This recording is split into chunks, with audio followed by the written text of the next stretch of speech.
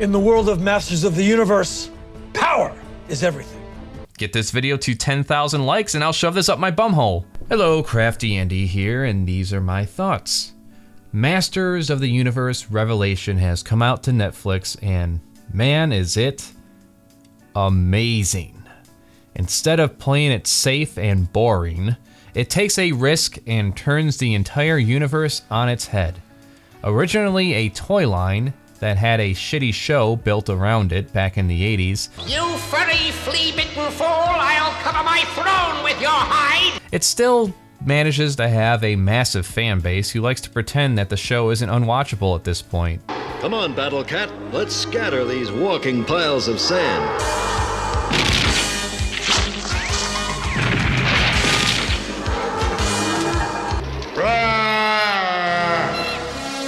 Well, you're right on time, bright face. But it's still fun to point out how blatantly gay it is to older fans.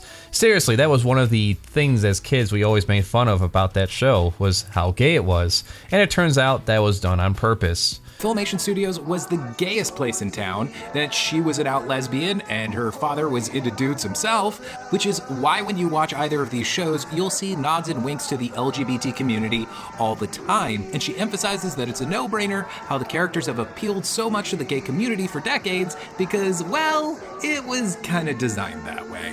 He-Man was my jam when I was young. Now, naturally, being a bisexual in a gay poly relationship, I don't have any problem with that, but a lot of people do, so it's fun to point out. Now, I was born in 1986. I never had much exposure to shows like He-Man, G.I. Joe, or Thundercats. I was more into watching things like Gargoyles, X-Men, Spiderman, Reboot, Doug, Ren and Stimpy, Beast Wars, Beavis and Butthead, Dragon Ball Z, Sonic the Hedgehog, Batman, Superman, Liquid Television, The Max. Journey to worlds undreamt of with The Max. You've never seen a hero with feet this big. You know, good shows. They actually did try to re-air some Thundercats and He-Man when I was a young teen on Toonami, and I remember how stupid we all thought it was. Now watch all the chuds get defensive about it. Anyway, spoiler time, 3, 2, 1. Masters of the Universe Revelation asks the question, what would happen if He-Man died?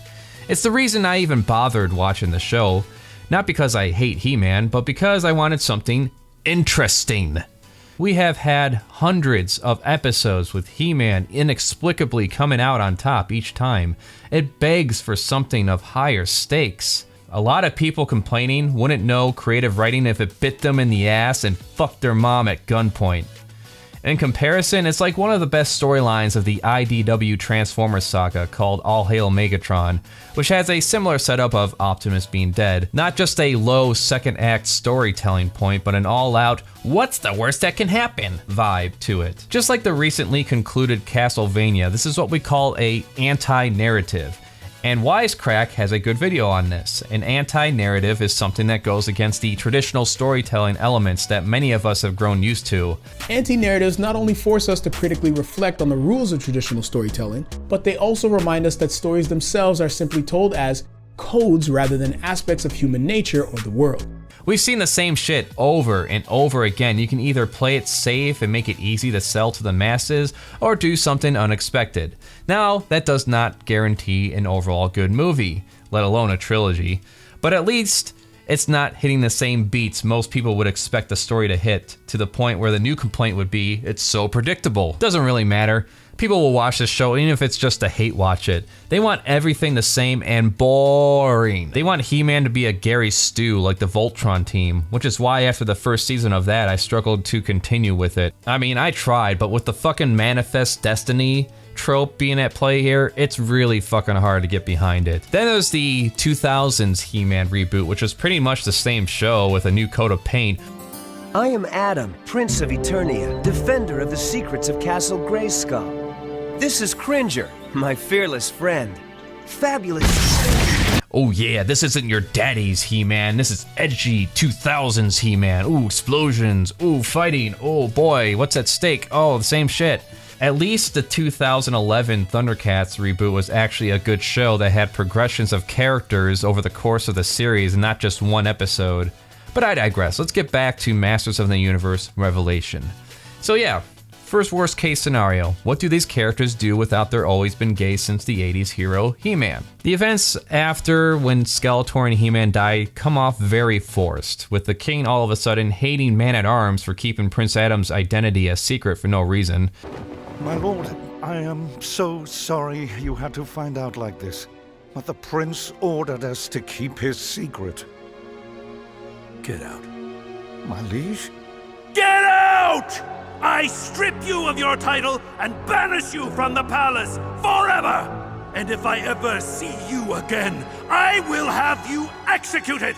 Along with Teela, who I gather was He-Man's right-hand woman, but I guess not good enough to know the secret of Prince Adam either, for some reason.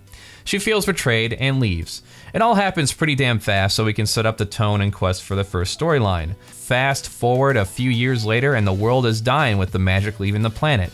So now it's up to Teela to get the band back together. We're on a mission from God. And restore the magic to the world, which requires going to the underworld and getting the Sword of Power and Prince Adam back. It's full of one-liners and dialogue that is fitting for this show that also cracks me up, like Henry Rollins playing Triclops. Glory be unto we who live and diode in the mighty motherboard. In the name of robotics, automation, and the Holy Sprocket. The Holy Sprocket, everyone. Remember to appreciate your Holy Sprocket. Brilliant marketing by Kevin Smith, by the way. He finally got his hand back on the pulse of pop culture ever since Clerks, promoting the show like it was going to be some nostalgia stroke job and bore the majority to tears, and boom, bait and switch. Love it. And I'm not alone in this either. Here's the tea, guys. The outrage of this show has nothing to do with the quality of the show itself, and everything to do with a perceived culture war. Just like it was with She-Ra.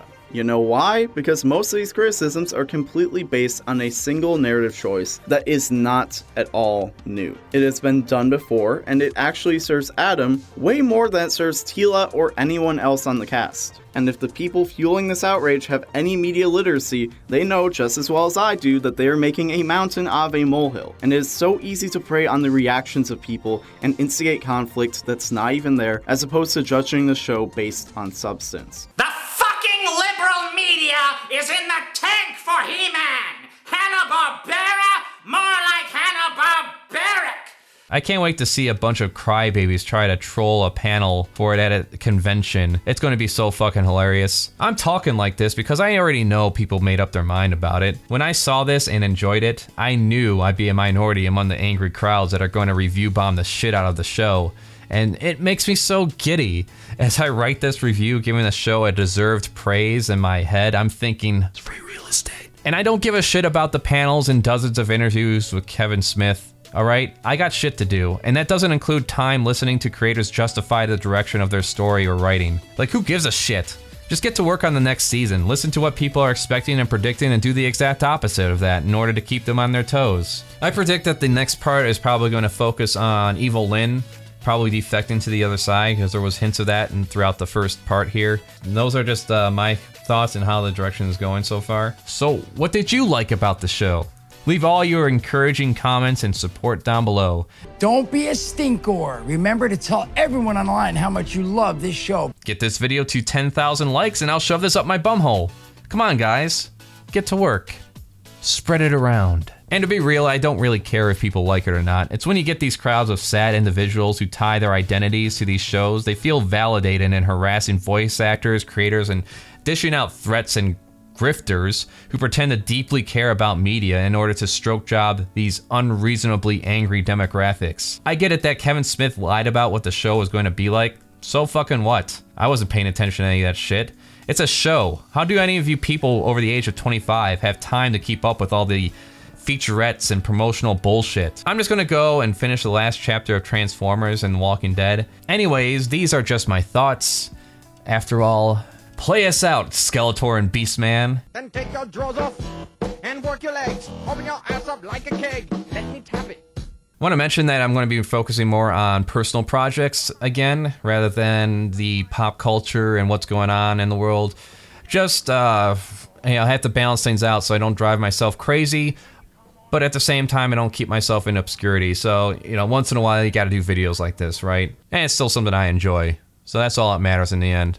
Hope you enjoyed it as well. Like, subscribe, share, give me ideas for topics and or art in the comments or email me. Crafty Andy Patreon for high-res art, files, and sketchbook, and early episodes. Also Crafty Andy under the Art Pal store for prints and art gallery. Streams on twitch.tv/CraftyAndyLive. Check for scheduling, gaming, art making, and live commentary. This channel's mainly focused on entertainment and art, but if you want some real weirdness, go to the Weirdzords channel. Check that out. Like, subscribe, share. As I said, good day. Kevin Smith, by the way, finally getting his hand back on the pulse of pulp.